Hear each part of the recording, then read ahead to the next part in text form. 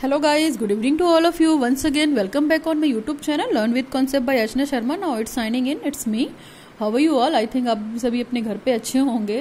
Lockdown तो ख़त्म हो गया, चीज़ें स्टार्ट हो गई हैं. गाड़ी जो हमारी लाइफ की है वो फिर से ट्रैक पे आ रही है धीरे धीरे. बट फिर भी कुछ भी करने से पहले आप एक बार ज़रूर सोचें कि सोशल डिस्टेंसिंग मेंटेन करें, फिजिकल डिस्टेंसिंग मेंटेन करें, मास्क ज़रूर पहनें. अगर आप कहीं भी बाहर जाते हैं तो बिना मास्क के मत जाइए. It will safe for you. ठीक है, ये तो थोड़ा सा इंस्ट्रक्शन था रिगार्डिंग द पेंडेमिक कोरोना कोविड-19. तो चलिए, हमारा कोर्स सेट चल रहा था, course set knowledge and curriculum BEd second year now. तो उसमें हमने जो प्रीवियस वाला टॉपिक पढ़ा है, आपको पढ़ा था कि हमने डिफरेंस पढ़ा था, difference between the curriculum and syllabus या सिलेबस एंड करिकुलम. तो उनके बीच में डिफरेंस क्या था? डिफरेंस का मतलब हम कंपेयर कर रहे थे कि करिकुलम क्या है और सिलेबस क्या है पर्टिकुलर अपनी अपनी जगह पे. तो आज की वीडियो में हम पढ़ते हैं relationship of text book, syllabus, course and curriculum. यानी कि हम इन चारों के बीच में क्या देखेंगे कि क्या क्या रिलेशनशिप है ना. हम यहाँ पे डिफरेंस की बात नहीं कर रहे हैं, हम यहाँ पे रिलेशनशिप की बात कर रहे हैं. तो आप देखिए रिलेशनशिप में क्या पढ़ते हैं कि एक दूसरे से चीजें कितनी को रिलेट है ना. कि अगर एक भी चीज, अब यहाँ पे को रिलेशन का मतलब या रिलेशनशिप का मतलब समझ लीजिए आप. रिलेशनशिप का सिर्फ इतना सा मतलब है कि चीजें एक दूसरे से रिलेटेड है. अगर इनमें से कोई भी एक चीज स्किप होती है तो उसकी वैल्यू क्या है, ऑटोमेटिक समाप्त हो जाती है या खत्म हो जाएगी. ठीक है, ओके. तो जो हमारा टॉपिक है वो है relationship of text book, syllabus, course and curriculum.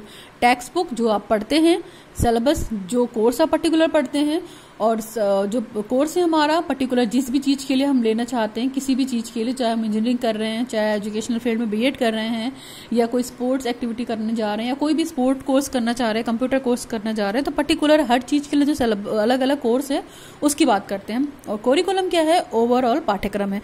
तो देखिए, मेरा यहाँ पे एक अच्छा सा चार्ट बना हुआ है और इस सर्किल के माध्यम से आप समझने की कोशिश कीजिए कि कौन सी चीज कितनी इंपॉर्टेंट है. तो देखिए, जो पर्पल वाला सर्कल है हमारा एक तरीके से वो टेक्स्ट बुक है. यानी कि समझ लीजिए कि पूरे पाठ्यक्रम का छोटा सा पोर्शन क्या है, आपकी टेक्स्ट बुक है. और जो दूसरा वाला पोर्शन है हमारा क्या है, वो सिलेबस है. यानी कि टेक्स्ट बुक किसके अकॉर्डिंग होगी? सिलेबस के अकॉर्डिंग होगी. जो भी सिलेबस हम पढ़ेंगे, ठीक है, जिस भी पेपर के लिए पढ़ेंगे. नाउ जो पिंक वाला है, आप पिंक वाले को देख सकते हैं. तो पिंक वाले को हम कोर्स बोल रहे हैं. कोर्स इन द सेंस कि हम जो भी कोर्स कर रहे हैं हम उसकी बात करेंगे. यानी कि टेक्स्ट बुक के बाद क्या आ गया? हमारा सिलेबस आ गया, और सिलेबस के बाद हमारा कोर्स आ गया. यानी कि हम बीएड अगर 2 ईयर प्रोग्राम की बात करते हैं तो कोर्स वाइज जो भी हमारी टेक्स्ट बुक होंगी और पेपर वाइज जो भी हमारा सिलेबस होगा हम उसको कंसीडर करेंगे. ठीक है. और जो येलो वाला पोर्शन है ये सबसे ब्रॉड पोर्शन है, करिकुलम. यानी कि हमारा जो पाठ्यक्रम है वो सबको क्या है, एक साथ समाहित किए हुआ है. किसको किसको? बुक को भी, टेक्स्ट बुक को भी, सिलेबस को भी और कोर्स को भी. तो आप इस चीज को हमेशा ध्यान में रखिएगा कि पाठ्यक्रम जो है वो पूरा ओवरऑल बड़ा सा वाइडर सेंस है. बड़ा इन द सेंस कि जो भी पर्टिकुलर आप कोर्स कर रहे हैं हमें पर्टिकुलर उसी का करिकुलम पढ़ना है. यानी कि पाठ्यक्रम आपको पता है कि यूनिवर्सिटी रिकॉग्नाइज करेगी, कोई एडमिनिस्ट्रेटिव बंदा होगा वो वहां पे करेगा, कोई हेड बंदा होगा एजुकेशन सिस्टम का वो करेगा. ठीक है. तो जो पाठ्यक्रम है, जो करिकुलम है, वो सबसे बड़ा है. और करिकुलम में क्या क्या आता है? कोर्स आता है, हमारा सिलेबस आता है और हमारी टेक्स्ट बुक भी आती है. तो यहाँ पे मैंने इंडिकेटर्स भी बना रखे हैं. आप इस इंडिकेटर के माध्यम से समझ सकते हैं कि पर्पल वाला टेक्स्ट बुक है, ठीक है, पिंक वाला कोर्स है, और स्काई ब्लू वाला जो है वो हमारा सिलेबस है, और येलो वाला हमारा ओवरऑल करिकुलम है जो सबको अपने अंदर समेटे हुए है. ठीक है. तो यानी कि हम अगर कोई कोर्स करने जा रहे हैं तो हम पूरे करिकुलम की बात करेंगे. ठीक है, हम उसको डिनाई नहीं कर सकते. और टेक्स्ट बुक तो बहुत छोटी सी पार्ट होती है. और टेक्स्ट बुक तो क्या होता है? अकॉर्डिंग टू कोर्स होता है, अकॉर्डिंग टू सिलेबस होता है, जो भी आप करना चाह रहे हैं, अकॉर्डिंग टू पेपर होता है ना. पेपर 1 पढ़ रहे हैं तो उसके अकॉर्डिंग बुक होगी आपकी. ठीक है. और उसके अकॉर्डिंग सिलेबस होगा और उसी के अकॉर्डिंग उसका कोर्स भी होगा पेपर 1 का. ठीक है, ओके, लिमिट होगी. तो ये चीज जो है हमारी, ये है तीनों में आपस रिलेशनशिप. तो आप इस फ्लो चार्ट से आप समझ रहे होंगे, इस चार्ट से समझ रहे होंगे. और ये चार्ट आप जरूर बनाइएगा. जब भी रिलेशनशिप पूछा जाता है तो आप उसको अच्छे से डिस्क्राइब कर सकते हैं, और इस चार्ट को ही देख के काफी चीजें क्लियर हो जाती हैं. ओके, होप यू अंडरस्टैंड कि आपको ये चार्ट और ये डायग्राम क्लियर हुआ होगा. नाउ चलिए फटाफट पढ़ लेते हैं कि करिकुलम क्या है. जब सबसे बड़ा है तो सबसे पहले स्टडी किसकी करेंगे हम, कोरिकुलम की, कोरिकुलम या पाठ्यक्रम की। तो curriculum is one of the most important component of the whole education system. आपको पता है कि पूरे शिक्षा के पाठ्यक्रम का सबसे इंपॉर्टेंट जो कंपोनेंट है वो क्या है, कोरिकुलम है, यानी पाठ्यक्रम है किसका, संपूर्ण एजुकेशन प्रोसेस का, ठीक है। और you can say this is the heart of the schooling, यानी कि आप ये भी बोल सकते हैं कि विद्यालय का क्या है, दिल है या हार्ट है। यानी कि आप खुद समझ लीजिए कि अगर हम बीइंग अ ह्यूमन बीइंग हैं और हमारा हार्ट हमारी बॉडी से बाहर निकाल दिया जाएगा तो हम जिंदा रह सकते हैं, तो नहीं। तो स्कूल की इंपॉर्टेंस भी तभी है जब उस स्कूल में हम पर्टिकुलर किसी कोरिकुलम को पढ़ेंगे और कोरिकुलम को कंप्लीट करेंगे और कोर्स को कंप्लीट करेंगे, अदरवाइज उस स्कूल की बिल्डिंग की कोई वैल्यू नहीं है ना, और टीचर की भी वैल्यू नहीं होगी। तो यानी कि अगर हम एक स्कूल बिल्डिंग से कोरिकुलम को निकाल देंगे तो वो क्या है, वो मर जाएगा, वो डेड होगा। जैसे हम अपनी बॉडी से हार्ट को निकाल देंगे तो हम मर जाएंगे, सरवाइव नहीं कर पाएंगे। तो स्कूल के लिए क्या है कोरिकुलम, हार्ट है उसका दिल है, स्कूल का दिल है, हार्ट ऑफ स्कूलिंग। आप इस चीज से समझ लीजिए कि कितना इंपॉर्टेंट कंपोनेंट है। नेक्स्ट हमारा है whole education system revolves around in the search of what, why and how. पूरा जो आपका शिक्षा पाठ्यक्रम है, जो भी एजुकेशन सिस्टम है आपका, वो क्या है, समेटे हुआ है कि क्या पढ़ते हैं, क्यों पढ़ते हैं और कितना पढ़ते हैं। ये आपको कौन बताता है, आपको ये कोरिकुलम ही बताता है ना, टीचर नहीं बताता, ये आपको पाठ्यक्रम ही बताता है। आप खुद सोचिए कि अगर आपका कोरिकुलम आपके कोर्स के लिए डिसाइड नहीं होगा तो आप क्या पढ़ेंगे और कितना पढ़ेंगे और क्यों पढ़ेंगे। सबसे पहली बात तो ये बताइए आप, है ना। तो ये है कोरिकुलम और ये मोस्ट इंपॉर्टेंट कंपोनेंट है, ठीक। नेक्स्ट हमारा है curriculum is the core point around which various classroom activities and the entire school programs are develop.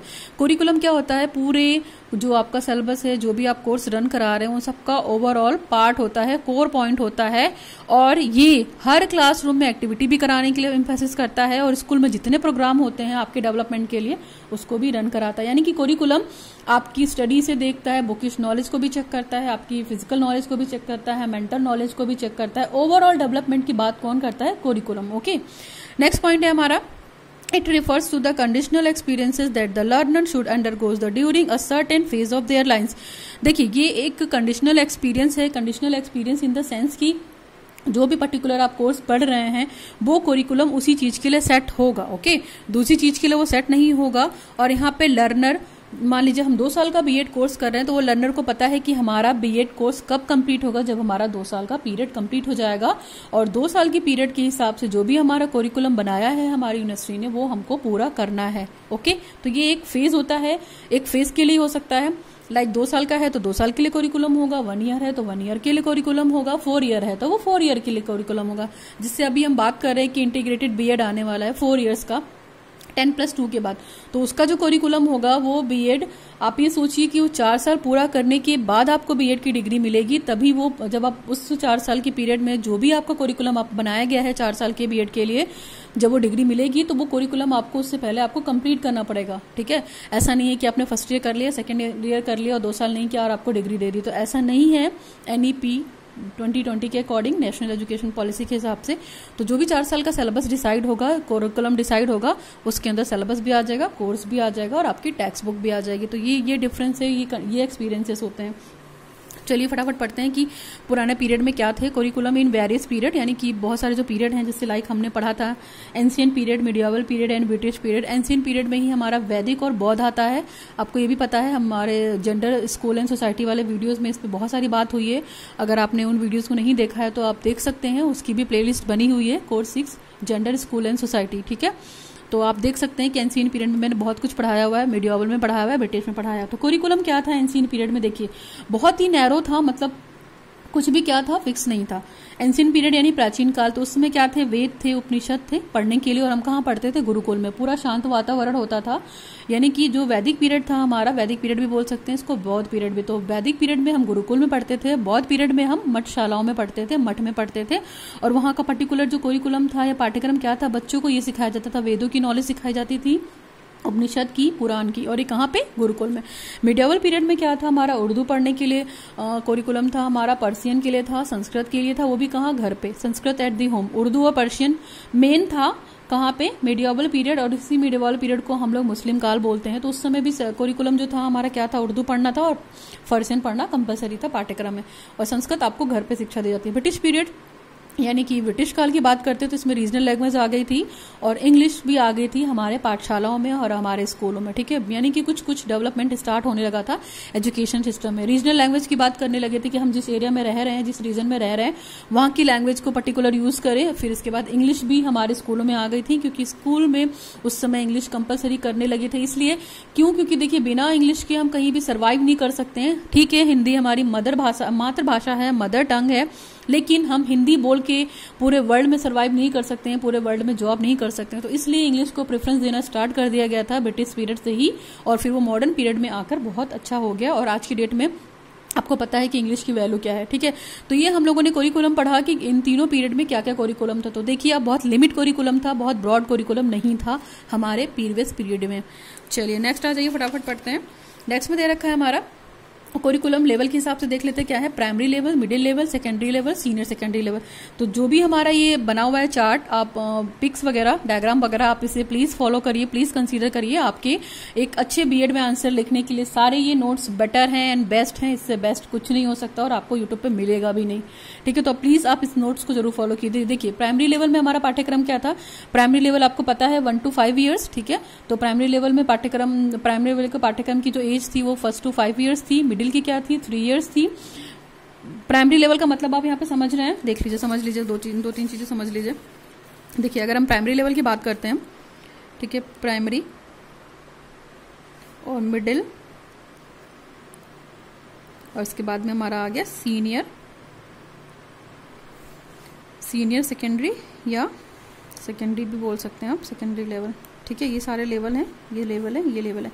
तो जो प्राइमरी लेवल है वो क्या था हमारा 1st to 5th, समझ रहे हैं ना, 1st to 5th क्लास, ठीक है। जो मिडिल लेवल हमारा है वो 6 to 8, यानी कि कितना, इसका ड्यूरेशन कितना हुआ, 3 ईयर्स हो गया है ना, 6, 7, 8, और इसका ड्यूरेशन कितना हो गया, 5 ईयर्स हो गया। तो इस चीज़ को समझ लीजिए आप। जो प्राइमरी लेवल है वो 1st to 5th क्लास के लिए था, ठीक, और जो मिडिल लेवल था वो 6 to 8 के लिए था, यानी 3 ईयर्स के लिए था। और सीनियर सेकेंडरी लेवल का देखिए क्या है। सीनियर सेकेंडरी लेवल आपको पता है कि जब हम 8 से इंटर तक जाएंगे, ठीक है। सेकेंडरी लेवल 8 से सीनियर सेकेंडरी भी बोल सकते हैं इसको, inter based.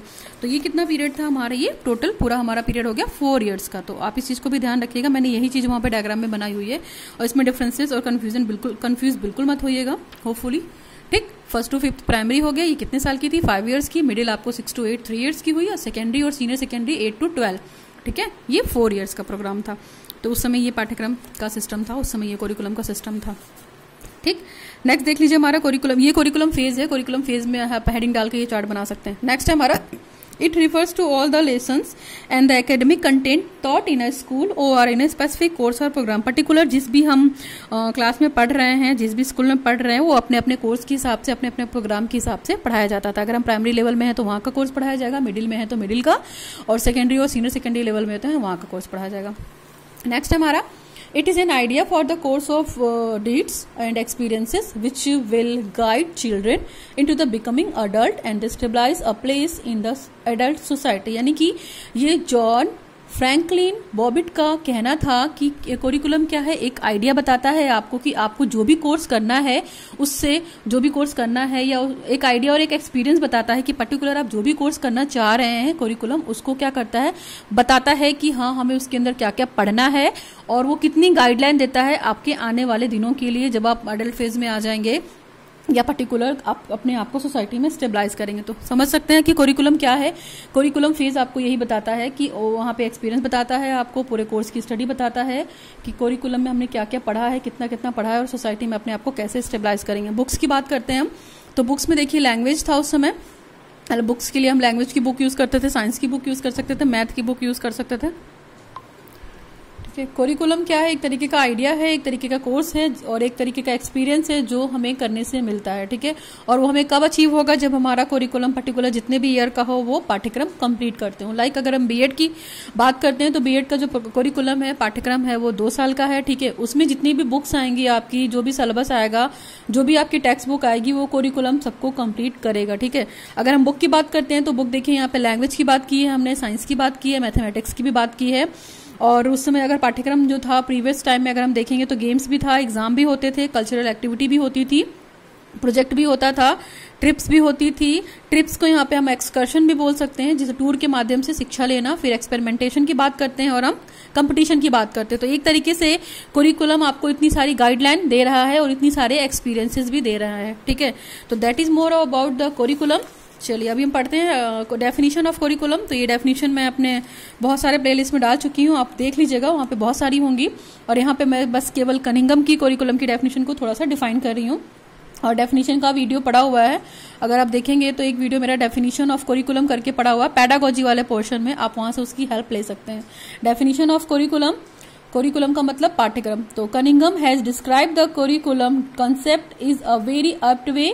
He says the curriculum is a tool in the hands of a artist. ठीक है, यहाँ पे जो आर्टिस्ट की बात की गई है, यानी कि कलाकार की बात की हुई, टीचर को कंसीडर किया है। टीचर क्या कर सकता है, बच्चे को, ठीक है, बच्चा यानी यहाँ पे पीपल या मटेरियल की बात की गई है या स्टूडेंट की बात की गई है, अपने आदर्शों को, अपने विचारों को और अपने उद्देश्यों को कंप्लीट करने के लिए टीचर क्या करता है, एज ए आर्टिस्ट या कलाकार काम करता है और अपने हाथों में लेता है उस बच्चे को, और उस बच्चे की जो भी लर्निंग ऑब्जेक्टिव हैं या जो भी अचीविंग ऑब्जेक्टिव हैं उस स्कूल में, उसको वो अचीव करने के लिए काम करता है। तो टीचर यहाँ पे क्या है, कलाकार की तरह है, और बच्चा यहाँ पे क्या है, स्टडी मटेरियल है, ठीक। और उसके जो ऑब्जेक्टिव हैं जिसको वो अचीव करना है, वो ऑब्जेक्टिव उसके वो आदर्श हैं, और जो स्कूल है उसका वो क्या है, एक तरीके का स्टूडियो है। यानी कि पर्टिकुलर अगर हम बात करते हैं बीइंग अ टीचर, पाठ्यक्रम उसके लिए क्या है, टीचर के लिए पाठ्यक्रम वही है कि टीचर एक कलाकार की तरह अपने बच्चे को ट्रीट करता है, और कलाकार की तरह ट्रीट करके बच्चा यानी कि जो भी मटेरियल है उसको, जो भी ऑब्जेक्टिव अचीव कराना है उसको वो अचीव कर लेता है अपने स्कूल में या अपने स्टूडियो में। ठीक है, तो कोरिकुलम यहाँ पे एक तरीके से देखा जाए स्कूल आपका स्टूडियो का काम करता है, जो भी आपके ऑब्जेक्टिव वो आइडियल का काम करती है। तो ये काम टीचर का है, और पाठ्यक्रम आपको पता है कि क्या है, एक ऑप्ट वे है, डिस्क्रिप्टिव वे है।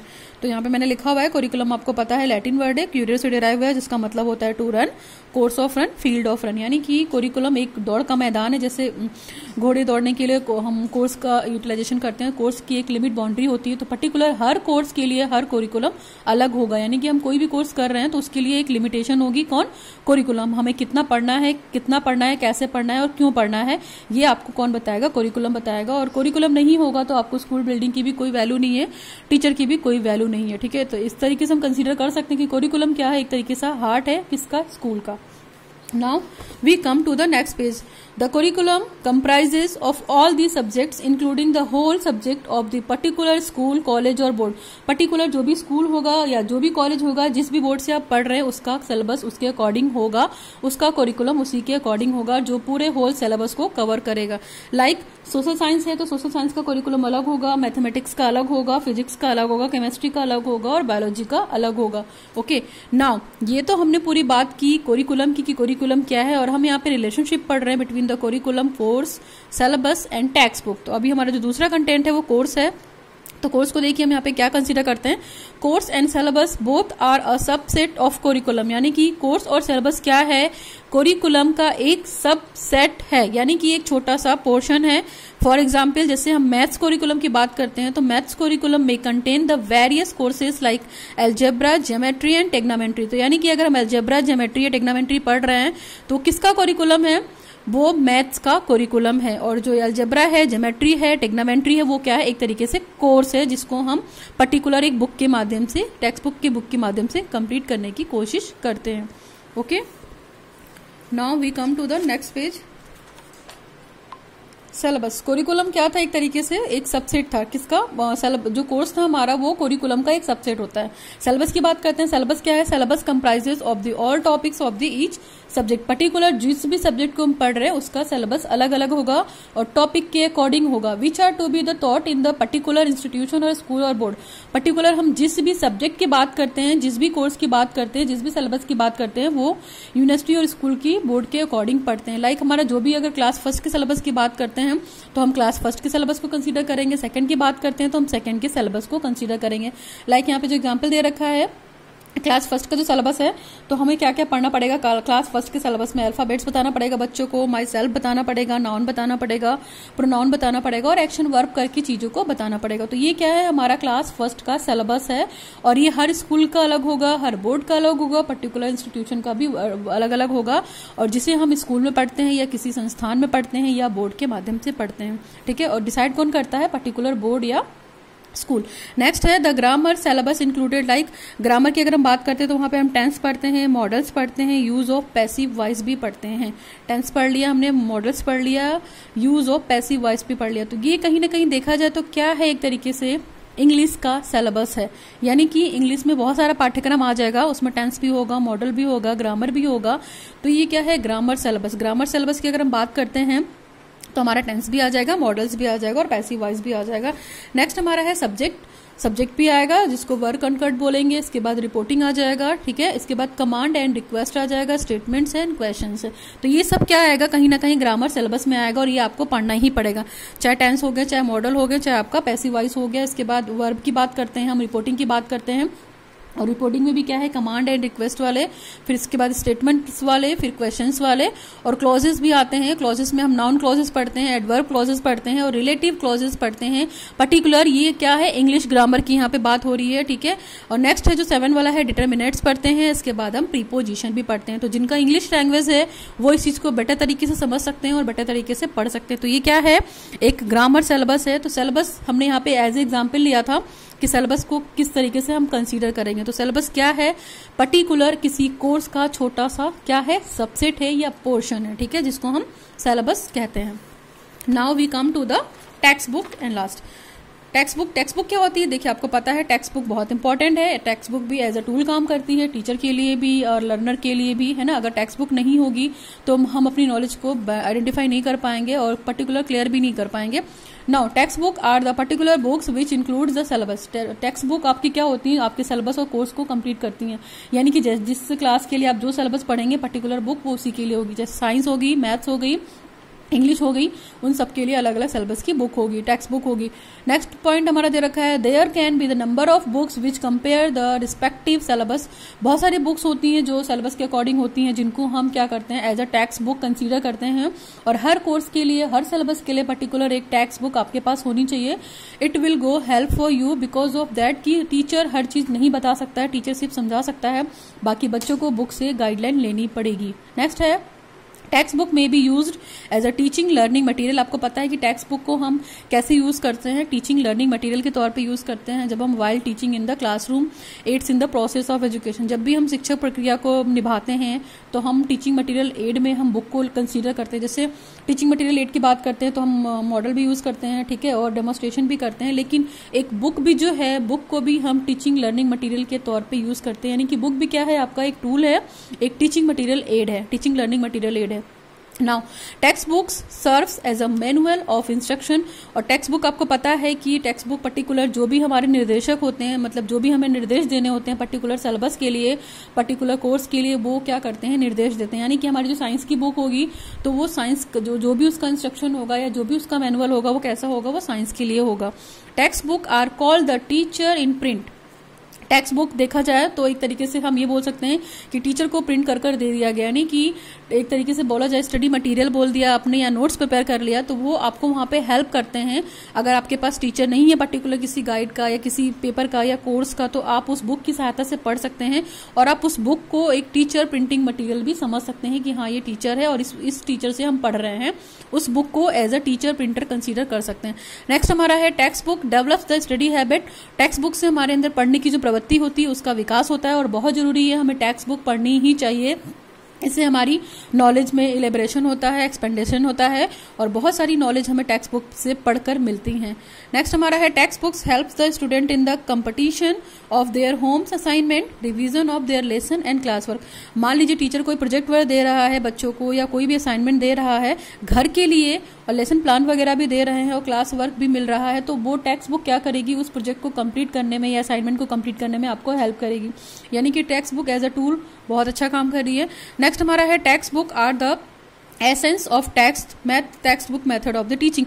यानी कि शिक्षण, यानी कि जो भी हम जिस विधि से हम पढ़ा रहे हैं, जिस विधि से हम टीचिंग कर रहे हैं, उसका एक इम्पॉर्टेंट वो पार्ट है टेक्स्ट बुक, ठीक। और टेक्स्ट बुक आपको पता है एज अ टूल काम करता है टीचर के लिए। अगर टीचर के हाथ में है तो वो एज अ पिलर काम करेगा, बच्चे के हाथ में है तो भी वो एज अ पिलर काम करेगा। और टेक्स्ट बुक की भी अपने कोर्स के लिए इंपॉर्टेंट है। बिना टेक्स्ट बुक को हम एक पर्टिकुलर कोई भी कोर्स कंप्लीट नहीं कर सकते हैं। तो टेक्स्ट बुक की बहुत सारे फीचर्स होते हैं। आपको पता है एक अच्छी टेक्स्ट बुक आपके सिलेबस को कवर कराती है, आपकी नॉलेज को बढ़ाती है, आपकी वोकैबुलरी को बढ़ाती है।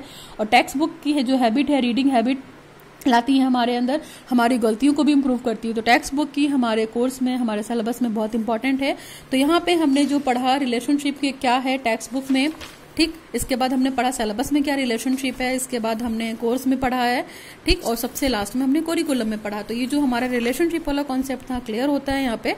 और होपफुली मैंने चारों को अच्छे से डिस्क्राइब कर दिया है, आपको किसी और चीज़ की दिक्कत नहीं पड़ेगी, चाहे वो टेक्स्ट बुक हो, चाहे वो सिलेबस हो, चाहे वो कोर्स हो, चाहे वो करिकुलम हो। तो ये था। और इस आप डायग्राम को इसको जरूर बनाइएगा। कुछ भी प्रॉब्लम होगा इस वीडियो में तो आप वीडियो में कमेंट सेक्शन में कर सकते हैं कमेंट मुझे। और वीडियो थोड़ा भी हेल्पफुल रहा हो आप लोगों के लिए तो आप इस वीडियो को शेयर कीजिए, लाइक कीजिए, मेरे चैनल को सब्सक्राइब कीजिए, ताकि आपको जो भी वीडियो अपलोड हो रहा है उसकी नोटिफिकेशन डेली मिलती रहे। और आज के लिए बस करते हैं। Thanks for watching the video. Now signing off. Learn with concept bye Archana Sharma.